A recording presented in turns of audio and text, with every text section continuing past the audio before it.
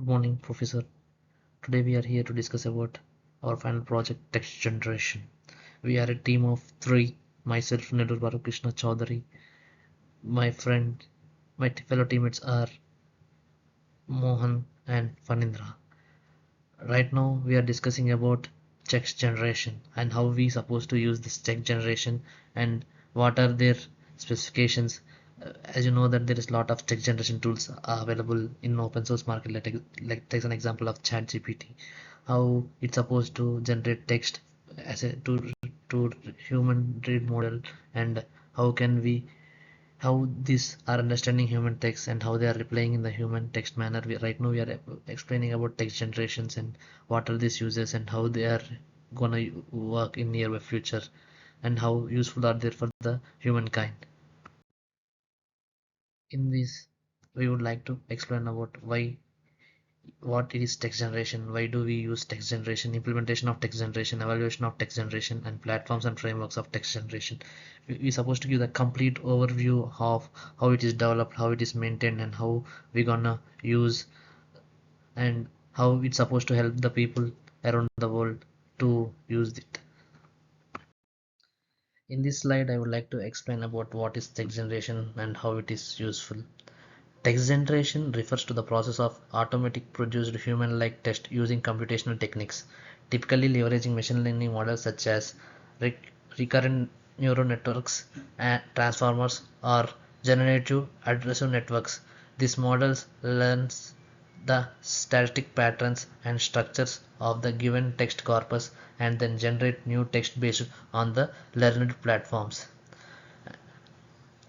Think of the text generative models as skilled writer who has read numerous books and articles. After learning the style and the structure of the text, they can effortlessly write new content that resembles the one they have read before. Let's say an example of Will Boltz. We supposed to give a text and it paraphrases or re-paraphrases in the different models. And let's take an example of ChatGPT.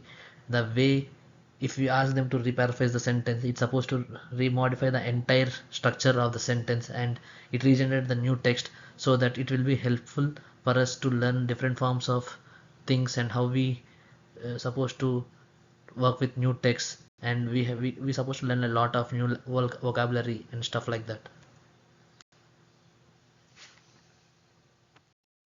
In this slide, I would like to explain about why do we use text generation and what are the specific uses we supposed to use text generation, how it is helpful for us. Text generation is used to automate the process of creating textual content, which can be labor intensive and time consumption for humans. Let's take an example of an discover product in an e-commerce website. Instead of manually writing the each description, you can use the text generation models to automatically produce a diverse and relevant description based on the product features and specifications. This not only saves time but also assures consistency and scalability. And we can use different type of examples. Let's take an example of a Instagram bio or something like that. We can give them the description and what is the event and how long the duration is gone. And it gives an best line or best pickup best lines for the Instagram post or the whatever the hashtag that is running in the world. It gives the best hashtags and the lingo of the current world. Maybe you are supposed to be an old age guy, you can using Instagram latestly and you can use ChatGPT and generated text to the current world, so you can post and you can feel there are a lot of likes or text that's going around this text generation. We can use text generation in different platforms and that are very goodly helpful. Let's take an example of resume building websites, and we can use these resume building websites to generate text in the in a formal manner so that we can get our resume selected very quickly in companies. So text generation is very useful in different ways. In this slide I would like to explain how to implement text generation. Technically, text generation can be implemented by using various machine learning frameworks such as Tensor framework or PyTorch. One common approach involves training recurrent neural network or transform based model on large text corpus. This model learns the underlying patterns of language and generate new text by sampling from the learned probabilities distribution.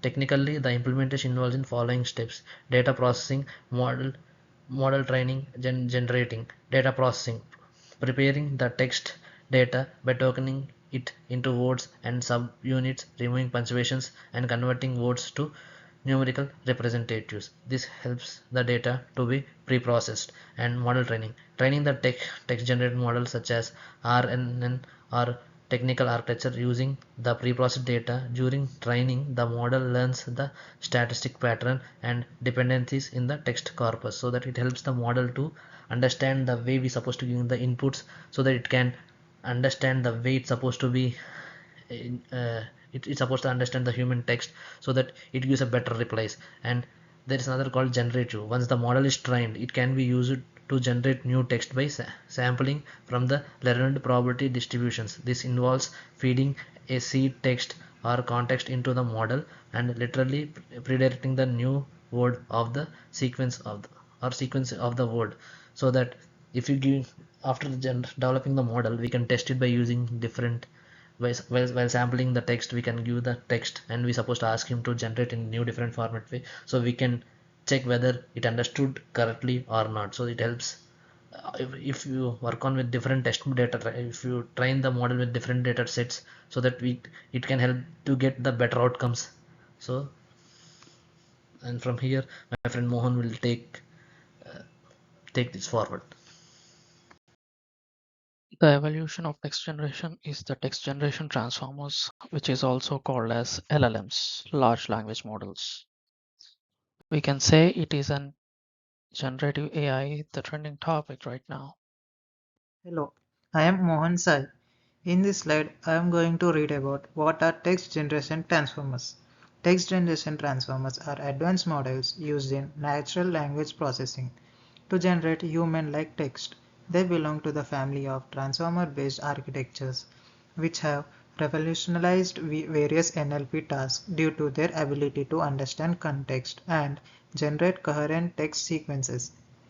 They employ attention mechanisms to focus on relevant parts of the input text and generate outputs one token at a time, making them adept at tasks like languages, translation, summarization, and text generation. Let's see the use cases of text generation transformers. Now let's discuss about content generation for e-commerce platforms. The text generation transformers can be used to automatically generate product descriptions for e-commerce platforms based on a product specifications. Now, the model is trained on a dataset containing product descriptions and specifications. During inference, it generates unique and compelling descriptions for new products. The second one is customer support chatbots. The text generation transformers power chatbots that provide customer support on websites or messaging platforms. In it, the model is trained on a dataset of customer queries and responses. It learns to generate appropriate responses based on the context of the user's query. The third one is automatic article summarization. The text generation transformers can summarize long articles or documents into shorter, more digestible summaries. The model is trained on a dataset of articles and their corresponding summaries. During inference, it generates coincides summaries of new articles based on their content. Then comes the implementation of text generation transformers. Stage 1 is data collection and pre-processing. In this stage, we gather diverse data set of text relevant to the target task. And then we pre-process the data by cleaning, tokenizing, and encoding it into numerical representation suitable for the transformer model. And stage 2 is model selection and configuration. In this stage, we choose the pre-trained transformer model suitable for text generation tasks such as GPT, generative pre-trained model, and then configure the model architecture including the number of layers, hidden units, and attention heads based on the complexity of the task. The stage 3 is fine-tuning and task-specific data. In this stage, we initialize the pre-trained model with weights and bias learned from large corpus data, and then fine-tune the model on task-specific data using supervised learning techniques, adjusting its parameters to optimize performance and the task. The next stage is the training stage, where we train the model on the fine-tuned dataset using techniques like maximum likelihood, estimation, or reinforcement learning, and then utilize the hardware accessories like CPU, GPU, TPUs to expedite the training process. The next stage is the hyperparameter tuning. In this stage, we experiment with different hyperparameters such as learning rates, batch size, and dropout rates to optimize the model's performance and convergence speed. And then we conduct grid search or random search to systematically explore the hyperparameter space and identify the best configuration. And the next stage is the validation and testing stage. The validation, the trained model on separate validation data to access its generalized performance and identify potential overfitting. And then we test the model on unseen data to evaluate its ability to generate coherent and contextually relevant text spaces. And the last and final stage is the deployment stage, where we deploy the trained model in the production environment, either as a standalone application or integrated with existing systems through APIs. And then we monitor the model's performance and conduct periodic evaluations to ensure its continued effectiveness over time. Then we have the platforms where we can deploy our own models or use the predefined models. So the most common one is Hugging Face, and then the other one is Ollama, which was introduced recently. Let's discuss about the Hugging Face one initially. So it's actually a platform for machine learning, particularly focused on natural language processing. Here's a quick rundown of what it offers. It's a hub for AI models and datasets. Let's just think of a central location of pre-trained AI models and the datasets used to train them. You can browse and download these models for your own projects or even contribute your own. And then collaboration and sharing. Machine learning isn't always a solo act. Hugging Face allows researchers and developers to share models and datasets, fostering collaboration in the field of AI. Tools and infrastructure. So building and deploying AI models requires a lot of technical know-how. Hugging Face provides tools and infrastructure to streamline these processes, making AI more accessible to a wider audience, and then showcasing your work. So as I told, we can deploy our own AI models into the Hugging Face, which offers spaces as a feature to create demos and presentations to showcase our own work to the world. And then comes the Llama, the Ollama. Ollama is a tool that empowers you to run powerful large language models in your own system. Initially, it was introduced by Meta, which also introduced Llama Index, a framework, and Llama 2, an AI LLM model. So coming to Ollama, they have several features like local large language models, where Ollama allows you to utilize complex LLMs like Llama 2, Code Llama on your own local machine. This offers advantages like privacy and potentially faster process compared to the cloud-based solutions. And then it's easy setup and use. Ollama simplifies the process of setting up and running LLM models in your own system. It bundles everything, the model weights, the configurations, and data into a single package for straightforward management, and then customization and creation. Ollama doesn't just limit to pre-existing models. It provides the flexibility to customize existing models or even create your own models, tailoring them to specific tasks. And then It is open source focused. Here, Ollama centers around open source LLMs, making it a great choice for those who value transparency and accessibility. And then let's discuss about the frameworks that is used to work with LLMs. So there are two most popular frameworks. Those are LangChain and Llama Index. Both are tools for building applications that use large language models. Starting with LangChain. LangChain is a general purpose framework. It can be used for a wide variety of LLM applications like chatbots or questions answering system. It has a great flexibility, offering more customization options compared to Llama Index. Coming to the complexity, it requires more technical knowledge to set up and use effectively. Let's discuss about the strengths and weaknesses of LangChain. Coming to the strengths, we have flexible. It's highly customizable for various LLM applications. Coming to the powerfulness, it offers a wide range of features for complex tasks. And then the scalability can handle large datasets and complex workflows. When it comes to weakness, we have three factors where complexity requires a significant technical expertise to set up and use effectively.